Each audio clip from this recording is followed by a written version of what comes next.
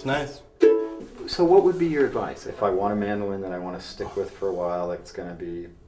I think this is an excellent choice. I mean, but more importantly, we're sitting in a shop right now with literally, hundreds of perfect instruments for the right person. So it's really a matter of, playing them, seeing what feels good. You're not going to find a place to come to where you have as many choices.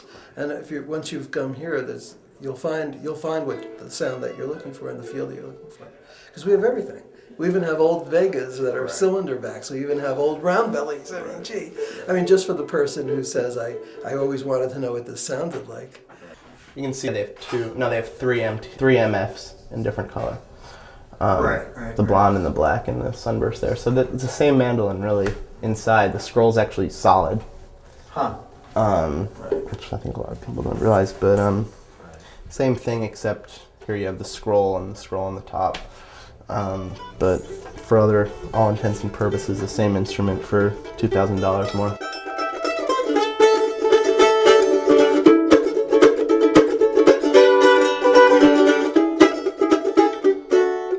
I think I like the A better.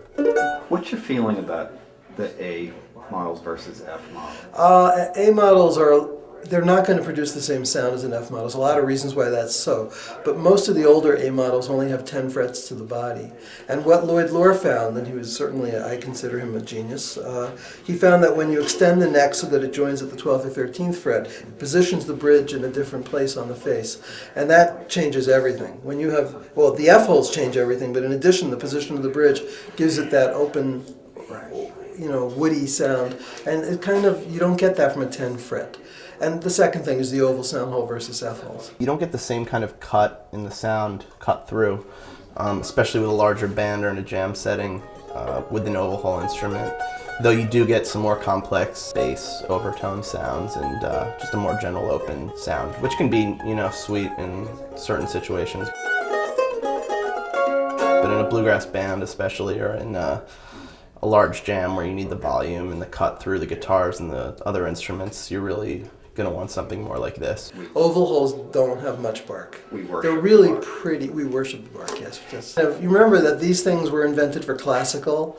That was what Lloyd Loar was doing when he invented the F5 mandolin. He was dealing with classical players. And so we lose sight of the fact that they were not intended necessarily for the use that they're presently used for. But still, there are those who love the sound of oval hole mandolins, for whom an F4 would make a lot more sense than an F5. There are plenty of people who If you're playing more old time, if you're playing... Old time, ragtime, Celtic, folk, even classical. And there's nothing wrong with having an oval hole mandolin. It's perfectly valid. Most of the Gibsons that are teardrop are oval hole, few are F holes. But even the ones that are F holes, and we can give you examples, we can show you, can play them, we can do it. When they're a 10 fret mandolin will not give you the same kind of sound as you get out of a 14 fret F hole mandolin. So what does that leave you? Well, it could leave you with the concept of a modern teardrop shaped mandolin with F holes that have 13 frets to the body, one of the best of which is the Collings MT model. Another great mandolin is the Gibson A9, which is a low price, which you haven't seen yet, but it's a low priced teardrop shaped mandolin with F holes.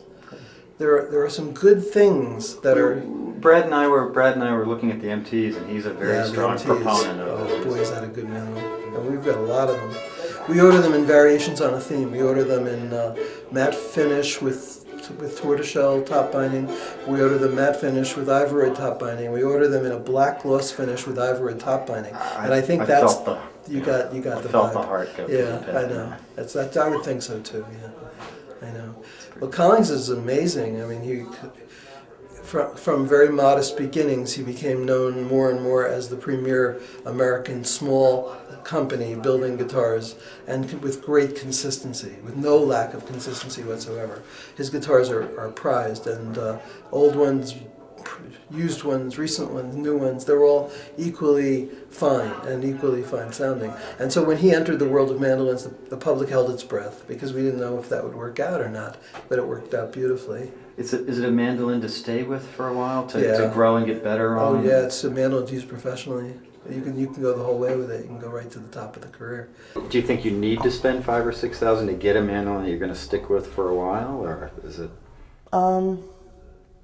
Maybe, maybe. I mean, certainly to some degree you're paying for a name, but there's a lot of guys out there today outside of the major companies like Collins and Gibson, and some of the other Weber type companies that are making excellent instruments. And if you can get your hands on them and you like it, I think they're good to go with. You were saying it was kind of a golden age of mandolin making. Right? Yeah, I think Seems like definitely. there's a I lot mean, if you go to somewhere like the Mandolin Cafe, which is a great resource for buying instruments and learning about new ones, you're going to see tons of probably.